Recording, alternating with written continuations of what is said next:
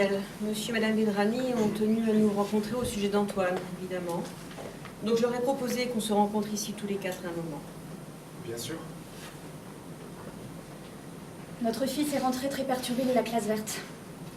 Plus que ça même, il s'inquiète beaucoup.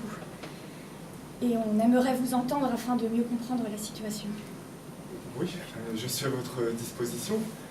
Qu'est-ce qui se passe exactement? D'abord, en rentrant, Antoine n'a pas cessé de vomir. Maintenant, il reste apathique sur son lit, il pleure, il fait des cauchemars. Le médecin ne comprend pas. Pour lui, notre fils n'a rien. C'est terrible. Aujourd'hui, on attend beaucoup d'explications.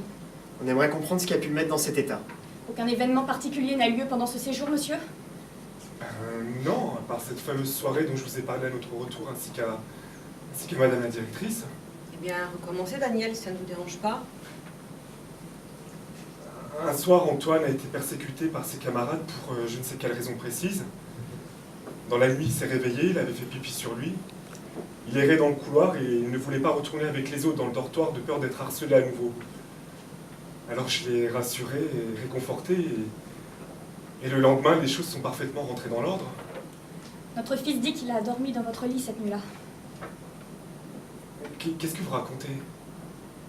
Je l'ai effectivement conduit dans ma chambre pour le changer car il était mouillé. Il pleurait, je l'ai réconforté et... Oui, je l'ai allongé sur le lit. Vous avez couché mon fils dans votre lit?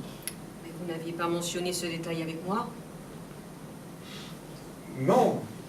J'ai conduit Antoine dans la chambre pour le changer, pour pas qu'il reste dans le couloir. Enfin, pour pas le déshabiller dans le couloir, dans les courants d'air.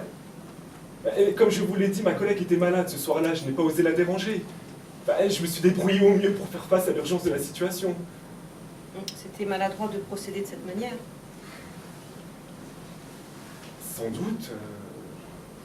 Oui, j'en prends conscience, effectivement. Ça vous arrive souvent, monsieur, de prendre des enfants dans votre chambre? Qu'est-ce que vous me racontez? Non, jamais. Évidemment, c'était un cas particulier, j'ai dû faire face à une situation particulière. J'ai pris Antoine dans la chambre le temps de changer ses vêtements, d'aller remplacer ses draps dans le dortoir et de le réconforter. Monsieur, s'il vous plaît, dites-nous précisément ce qui s'est passé dans cette chambre avec notre fils. Quoi précisément? Antoine pleurait, il avait froid, il ne voulait pas retourner dans le dortoir avec les autres. Il était effrayé, alors je l'ai conduit dans la chambre, le temps d'aller chercher des vêtements secs. Et puis quand je suis revenu, je l'ai changé, et surtout je l'ai réconforté. Il tombait de sommeil, alors que je l'ai allongé sur le lit. Il s'est endormi finalement, et je l'ai laissé dormir dans la chambre. Il a dormi dans votre chambre? Quoi, il a dormi dans la chambre la nuit complète? Oui, je suis allé remplacer ses draps dans le dortoir.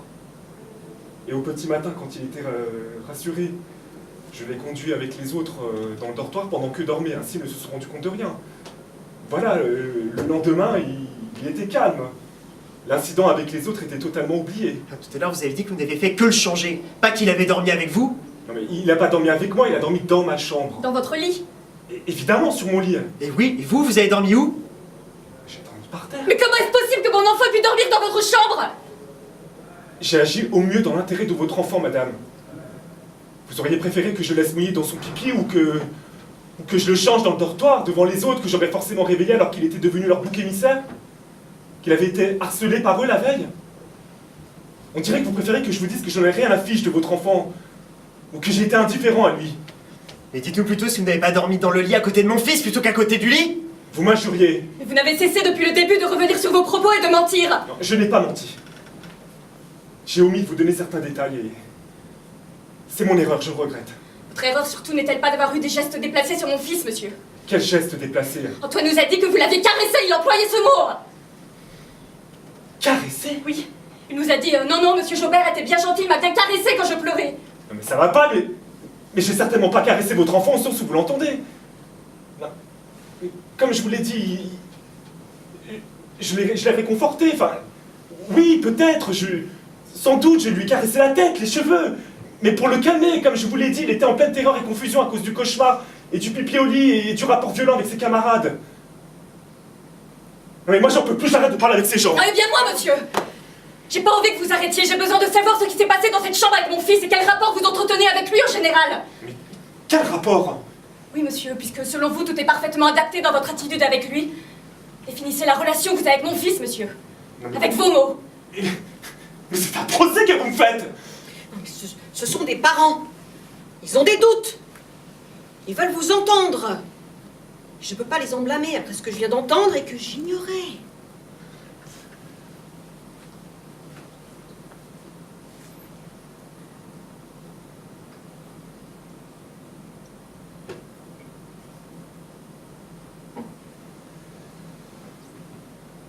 Antoine est un enfant particulier.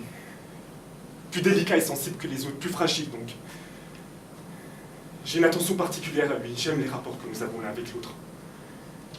Il est éveillé, intelligent, et quand on discute, je prends du plaisir. Madame, si je fais ce métier, c'est pour le plaisir et le partage, en l'occurrence avec les enfants. Oui, j'apprécie votre enfant, je n'ai pas honte de le dire. Il n'y a pas de mal à ça. Aucun mal à avoir des préférences dans la vie. J'en ai une pour Antoine. Et je sais faire la part des choses, madame, je suis un professionnel. Si je fais ce métier, c'est par amour, si vous voulez savoir, et non pas comme un fonctionnaire. Si je fais ce métier, c'est parce que j'aime les enfants. Et j'aime Antoine, si vous voulez savoir.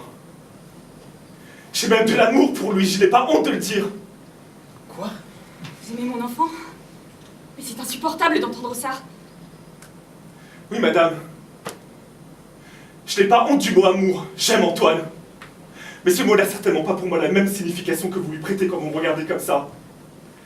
C'est pourquoi j'ai pas honte du mot amour.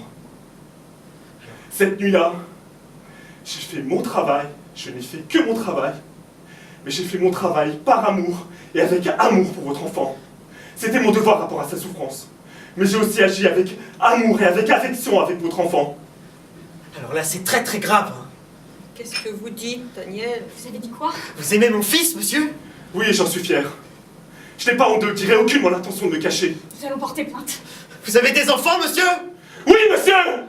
J'en ai 25 des enfants tous les jours depuis 10 ans! Des enfants à qui j'essaie de donner le maximum, c'est-à-dire du temps, de l'attention, mais aussi de l'amour et de l'affection, à qui j'essaie de transmettre des valeurs d'amour. Et quand il y en a un qui va mal, et ça arrive souvent, j'essaie de l'aider, de le soutenir. J'agis avec mon cœur et non pas comme un fonctionnaire en fonction d'un règlement. C'est ça que vous me reprochez? D'avoir agi avec mon cœur et avec amour avec votre enfant? Mais arrêtez de parler d'amour, de prononcer ce mot d'amour, c'est insupportable! Vous êtes des abrutis, je vous le dis, mais bien en face. Mais taisez-vous, Daniel!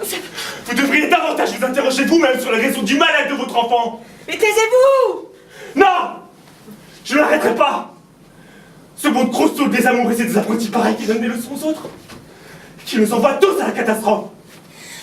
Votre enfant est tombé en dépression à cause d'un criminel. Il a été abusé et on se fait insulter. J'espère que vous allez pourrir. Crever en prison, monsieur. Vous savez quoi? Je vais vous dire ce dont manque cruellement votre enfant, à mon avis. Eh bien, c'est qu'on lui dise qu'on l'aime. Que vous lui disiez que vous l'aimez. Arrêtez! Hein, vous pensez le protéger en m'accablant comme ça? Vous vous sentez très fier, hein, vous vous sentez légitime en tant que parent? Vous savez ce dont souffre votre enfant? C'est que vous soyez incapable de lui dire que vous l'aimez. Non, que vous soyez incapable de lui exprimer de l'amour. Et que ce soit son instituteur qui soit obligé de se substituer à eux, alors que ce n'est pas son rôle. Voilà le véritable problème de votre enfant. Et au lieu de regarder ce problème en face et de le traiter, parce que ça vous fait peur, vous vous acharnez sur moi. On va vous détruire, monsieur. On va vous casser pour que vous fassiez plus jamais de mal à personne. Allez-y. Je me sens prêt.